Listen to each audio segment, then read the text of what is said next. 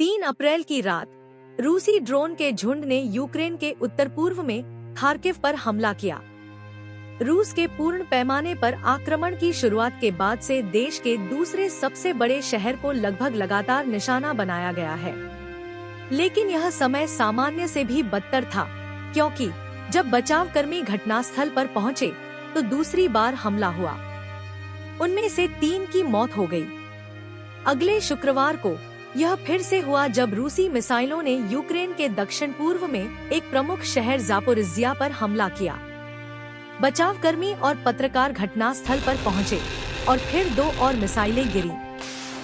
कुल मिलाकर 4 लोग मारे गए और 20 से अधिक घायल हो गए, जिनमें 2 स्थानीय पत्रकार भी शामिल थे। खार्किव और जापोरिज्जिया दोनों हमलों में डबल टैप नामक तकनीक का इस्तेमाल किया गया, जब एक प्रारंभिक हवाई हमले के बाद दूसरा हमला होता है, जिसमें घायलों की मदद करने की कोशिश कर रहे बचावकर्मियों की मौत हो जाती है। रूस पहले भी इस तरह का दोहरा हमला कर चुका है।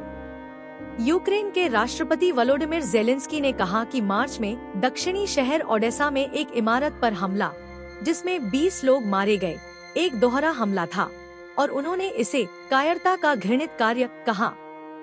खार्किव क्षेत्र के गवर्नर ओलेह सिनेहोबोव ने यूक्रेनी मीडिया को बताया कि रूस ने अपने लक्ष्यों पर दिन रात बार बार हमले करना शुरू कर दिया है। उन्होंने कहा, कब्जाधारी नागरिक बचाव कर्मियों और अन्य कार्यकर्ताओं पर हमला करने के लिए डबल टैप की रणनीति का उपयोग कर रहे हैं, जो घटनास्थल पर सबसे पहले पहुंचते हैं। गुरुवार को मानवीय मामलों के समन्वय के लिए संयुक्त राष्ट्र कार्यालय ने कहा कि उसने हाल के हफ्तों में दोहरे टैप का विशेष रूप से परेशान करने वाला पैटर्न देखा है। इसने उन्हें क्रूर और अचेतन कहा और उनसे रुकने का आग्रह किया। यूक्रेन की राज्य आपातकालीन सेवा DSNS के बचावकर्मी अक्सर रूसी हमलों के बाद के परिणामों से निपटने के लिए सभी से पहले पहुंच जाते हैं और वे यह भी कहते हैं कि दोबारा हमलों का खतरा लगातार बढ़ता जा रहा है।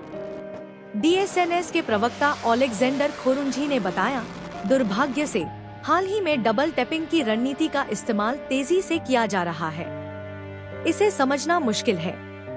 रूसियों को ऐसा करने का कोई अधिकार नहीं है। श्री खोरुंझी ने कहा, वे अच्छी तरह से जानते हैं कि वे क्या कर रहे हैं, न कि केवल बचाव कर्मियों, पुलिस अधिकारियों, उपयोगिता कार्यकर्ताओं या चिकित्सकों के लिए। यह आम नागरिकों को प्रभावित करता है। उन्होंने डबल टैप को पूरी तरह से अनैतिक बताया। उन्होंने कहा, मैं इस पर अपना सिर नहीं झुका सकता, यह बिल्कुल अमानवीय है। वे भली भांति देखते हैं कि निहत्थे बचावकर्मी उनके हमले वाली जगह पर सबसे पहले पहुंचते हैं। DSNS का कहना है कि फरवरी 2022 में रूसी पूर्ण पैमाने पर आक्रमण के बाद से उसके 91 बचावकर्मी मारे गए हैं और 340 से अधिक घायल हुए हैं। किरा ओवेस जापोरिज्जिया डबल टैप हमले में घायल हुए पत्रकारों में से एक थी। उसने बताया कि वह अभी हड़ताल स्थल पर पहुंची ही थी कि उसे सीटी बजने की आवाज सुनाई दी। एक सहकर्मी चिल्लाया, आ रहा हूँ। जमीन पर वह झुक गई और उसने एक जोरदार विस्फोट सुना। उसे तभी एहसास हुआ कि वह घायल हो गई है, जब उसे लगा कि उसके चेहरे से खून बह रहा है। वह और उसकी सहकर्मी उस स्थान की ओर भागी जिसे उन्होंने सुरक्षित स्थान समझा था। तभी एक और प्रचंड विस्फोट की आवाज सुनी। किरा ने कहा, मैं घुटनों के बल बैठ गई और एक पुलिसकर्मी घाव को बंद करने में मदद करने के लिए मेरे पास आया। एक अन्य पुलिस अधिकारी ने खून को रोकने के लिए मेरे सिर पर पट्टी बांध दी। चिल्लाने से हमें पता चला कि एक और पत्रकार बहुत बुरी तरह से घायल हो गया था। उसने यह उम्मीद नहीं की थी कि जिस हमले की वह रिपोर्ट करने गई थी, उसके बाद 2 और हमले होंगे। डबल टैप हमलों से लक्षित यूक्रेनियन रूस पर उनकी लड़ाई की भावना और लचीलेपन को कुचलने की कोशिश करने का आरोप लगाते हैं। उन्हें यह भी चिंता है कि आग की चपेट में आने के डर से कोई भी दवा या आपातकालीन कर्मचारी उनके बचाव में आने का जोखिम उठाने के लिए तैयार नहीं होगा। लेकिन रूस की रणनीति के अन्य व्यावहारिक कारण भी हैं। कॉन्फ्लिक्ट स्टडीज रिसर्च के निदेशक कीर गाइल्स कहते हैं, यदि आप अंतर्राष्ट्रीय मानवीय कानून और यहाँ तक कि आम तौर पर स्वीकृत मानवीय मानदंडों की सदस्यता लेने का कोई दिखावा छोड़ देते हैं, तो डबल टैप हमलों के लिए एक ठोस सैन्य तर्क है, क्योंकि आप हाई प्रोफाइल लक्ष्यों को निशाना बनाते हैं।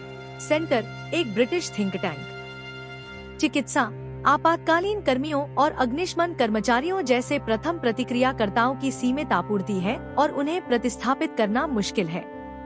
यदि आप उन्हें दूसरे हमले में उसी स्थान पर ले जाते हैं, ठीक उसी समय जब वे पहले हमले के पीड़ितों की मदद करने के लिए एकत्र हुए थे, तो आप वास्तव में बहुत कुछ हासिल कर रहे हैं।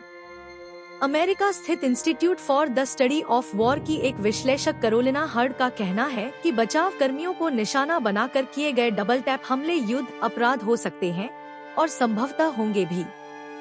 सुश्री हर्ड ने बताया, अगर वास्तव में रूसी सेनाएं विशेष रूप से और जानबूझकर आबादी के इन वर्गों को लक्षित करती पाई जाती है, तो यह अंतर्राष्ट्रीय मानवीय कानून और सशस्त्र संघर्ष के सामान्य नियमों और मानदंडों का उल्लंघन होगा।